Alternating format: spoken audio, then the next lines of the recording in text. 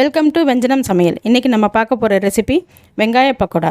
ஒரு evening snack தாங்க பார்க்க போகிறோம். இப்போ அதை எப்படி செய்யலான்னு பார்க்கலாம். வாங்க வீடியோக்குள்ளே போகலாம். இதுக்கு நான் 3 பெரிய வெங்காயம் எடுத்திருக்கேன், 3 பச்சை மிளகாய் எடுத்திருக்கேன். ரெண்டுத்தையும் நல்லா பொடியாக கட் பண்ணி ஒரு பவுலில் சேர்த்துக்கோங்க.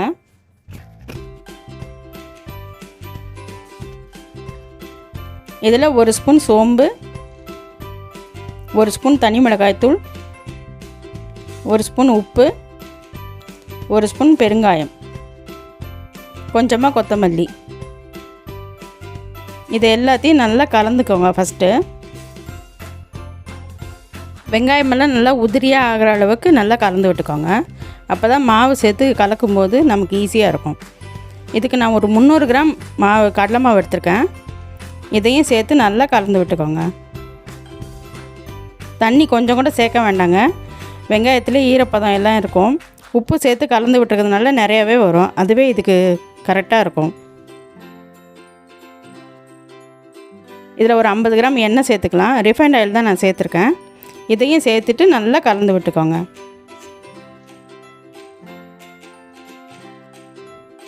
தண்ணி சேர்க்காமையே இந்த அளவுக்கு வந்திருக்கு பாருங்கள். இன்னும் கொஞ்சமாக தண்ணி தெளித்து பிணைஞ்சிக்கோங்க. அப்போ தான் எண்ணெயில் போட்டு எடுக்கிறதுக்கு ஈஸியாக இருக்கும்.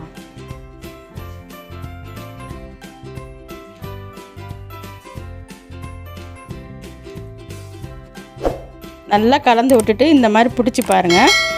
இந்த மாதிரி இதான் பக்குவம். இந்த மாதிரி இருந்தால் எண்ணெயில் போடுறதுக்கு நல்லாயிருக்கும். ஏற்கனவே பேனில் எண்ணெய் ஊற்றி சூடுபடுத்தி வச்சுருக்கேன். இப்போ அதில் கொஞ்சம் கொஞ்சமாக போட்டு எடுத்துக்கலாம். இந்த மாதிரி கொஞ்சம் எடுத்து உதிரி உதிரியாக போட்டு விடுங்க. அப்போ தான் ஒரிஜினல் பக்கோடா அந்த அளவுக்கு கிடைக்கும். அடுப்பை வந்து சிம்மில் வச்சிடாதீங்க.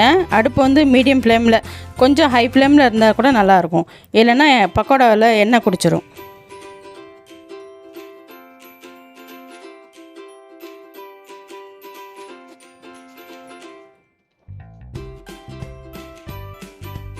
பக்கோடா நல்லா வெந்து ஓரளவுக்கு நல்லா செவந்து வந்திருக்கு பாருங்கள்.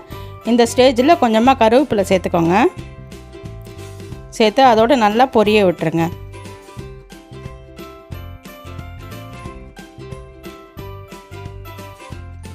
கருவேப்பிலை நல்லா மொறுமொறுன்னு ஆகிற அளவுக்கு நல்லா பொரித்து எடுத்துக்கோங்க.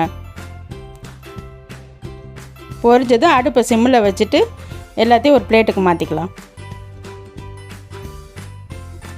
எண்ணெய் இல்லாமல் நல்லா வடித்து எடுத்துக்கோங்க. பக்கோடா பார்க்குறதுக்கே ரொம்ப அழகாக இருக்குது பாருங்கள். நம்ம கடைகளில் வாங்குகிற மாதிரியே இருக்குது.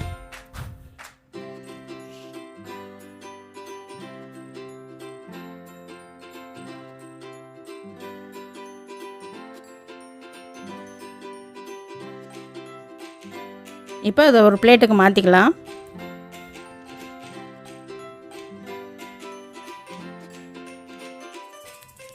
இதே மாதிரி நீங்களும் வீட்டில் ட்ரை பண்ணி பார்த்துட்டு கமெண்டில் சொல்லுங்கள்.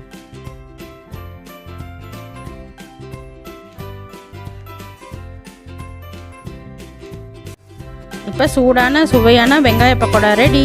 இந்த ரெசிபி உங்களுக்கு பிடிச்சிருந்தனா லைக் பண்ணுங்கள், ஷேர் பண்ணுங்கள், மறக்காமல் சப்ஸ்கிரைப் பண்ணுங்கள். கூடவே பெல் ஐக்கானையும் கிளிக் பண்ணுங்கள். தேங்க்யூ.